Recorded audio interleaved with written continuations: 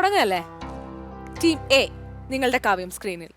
എന്തു ചെയ്വതു ഗുരു, എന്തു ചെയ്വതു ഗുരു,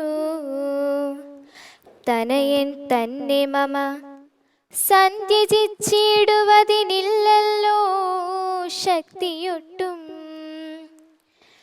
എത്രയും കൊതിച്ച കാലത്തിങ്കൽ ദൈവവശാൽ സിദ്ധിച്ച തനയനാം രാമനെ പിരിയുമ്പോൾ നിർണയം മരിക്കും ഞാൻ. രാമനെ നൽകിയിടാൻ ഞാൻ അന്വയനാശം കൂടെ വരുത്തും വിശ്വാമിത്രൻ.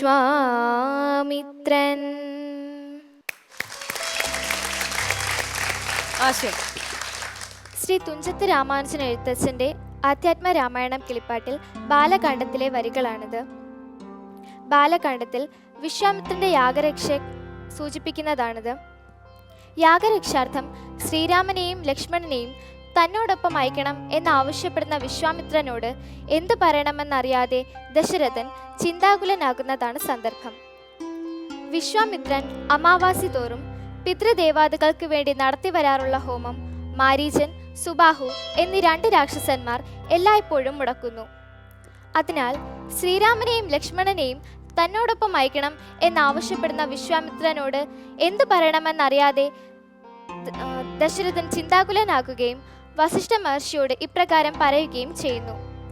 ഗുരു, ഞാൻ എന്ത് ചെയ്യട്ടെ? പുത്രനെ പിരിയുന്നതിൽ തനിക്കൊട്ടും തന്നെ ശക്തിയില്ല. വളരെ കാലം മക്കളില്ലാതിരുന്ന് ദൈവാനുഗ്രഹത്താൽ ലഭിച്ച പുത്രനായ ശ്രീരാമനെ പിരിയുകയാണെങ്കിൽ താൻ ഉറപ്പായും മരിക്കും. എന്നാൽ രാമനെ നൽകാതിരുന്നാൽ വിശ്വാമിത്രൻ തൻ്റെ വംശനാശം വരുത്തുകയും ചെയ്യും. എന്താണ് വേണ്ടതെന്ന് അങ്ങ് ആലോചിച്ച് അരുളി ചെയ്താലും. Very good.